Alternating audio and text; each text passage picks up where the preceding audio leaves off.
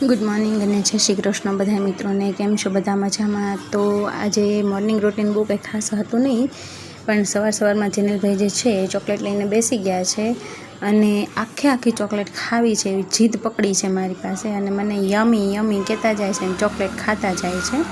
મિત્રો, સવારના 10 વાગી ગયા છે અને આપણે જેનિશાબેનનું લંચ બનાવવાનું છે, તો એના માટે આપણે પાસ્તા છે એ બાફી રાખ્યા છે. હવે તમે કહેશો કે ભાઈ આ પાસ્તા કુકરમાં કોણ બાફે, પણ યસ, વી ગુજરાતી, આપણે ગમે તે કરી શકીએ. તો સાથે આપણે પીઝા પાસ્તા ટોપિંગ છે એ લીધું છે અને માયોનીઝ લીધું છે. મસાલામાં બીજું બહુ કંઈ ખાસ છે નહીં, બસ આ 2 પ્રકારના સોસ છે એ પાસ્તામાં મિક્સ કરીને તૈયાર કરી લીધા છે આપણા રેડ સોસ પાસ્તા. અને જેનિશા દીદીનું ટિફિન જે છે એ ભરાઈને રેડી થઈ ગયું છે. અને હવે આપણે એક નવું કરવા જઈ રહ્યા છીએ. મારી પાસે આ ચોકલેટ બીન્સ ઘણા દિવસથી પડ્યા હતા. એક ચોકલેટ મેં ઓનલાઈન મંગાવેલી, એની સાથે આ મને ફ્રીમાં મળ્યા હતા. તો ચલો જોઈએ આપણે આના શું કરી શકીએ.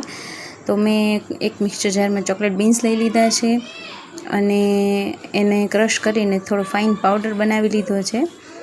અને સાથે હવે હું એમાં એડ કરીશ 2 થી 2.5 ટીસ્પૂન જેટલી ખાંડનો પાવડર છે એકચ્યુઅલી મારી પાસે. તો મેં ખાંડનો પાવડર એડ કરી દીધો છે 2 થી 2.5 ટીસ્પૂન. બાકી તમે જોઈ શકો છો, ભાઈ પોતાના ટેસ્ટ પ્રમાણે આપણે વધતું ઓછું કરી શકીએ.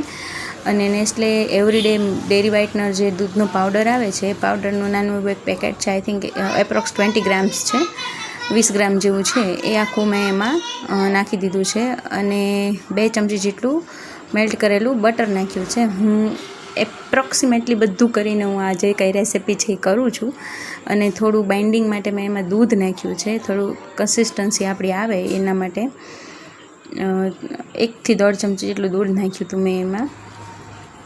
તમે જોઈ શકો છો લિક્વિડ કન્સિસ્ટન્સી થઈ ગઈ છે આપણી. અને આ છે મારું ચોકલેટ મોલ્ડ કે જેમાં મેં ચોકલેટ એકચ્યુઅલી ભરી દીધી છે. આઈ ડોન્ટ નો શું રિઝલ્ટ આવશે. અને આ જારમાંથી ડાયરેક્ટલી જેનિલભાઈ જે છે એ ચોકલેટ ખાઈ રહ્યા છે. તો મિત્રો, હવે ચોકલેટ મોલ્ડ હું ફ્રીઝરમાં ડીપ ફ્રીઝ માટે 24 કલાક માટે મૂકી દઉં છું. બાકી રિઝલ્ટ કાલે હું તમને જણાવીશ. ત્યાં સુધી મને જણાવો તમે કે આજનું મારું જે બ્લોગ છે એમાં શું કહેવા જેવું છે, શું નથી એમ, બરાબર. તો જેનિલભાઈ જે છે ડાયરેક્ટલી લાગી ગયા છે જારમાંથી ચોકલેટ ખાવા માટે. સાંજ પડી ગઈ છે મિત્રો, અને બાળકો જે છે એ પોતાનો પ્લે ટાઈમ એન્જોય કરી રહ્યા છે. તમે જોઈ શકો છો, બાળકોને મજા આવે છે એકચ્યુઅલી બલૂન ઉડાડવાની. જેનિલ અને એનો ફ્રેન્ડ છે વેદાંશ, બંને સાથે મળીને બલૂનથી રમી રહ્યા છે. તો મિત્રો, આજનો મારો બ્લોગ કેવો લાગ્યો, શું સજેશન છે, મને ચોક્કસથી જણાવજો. Bye bye, thank you.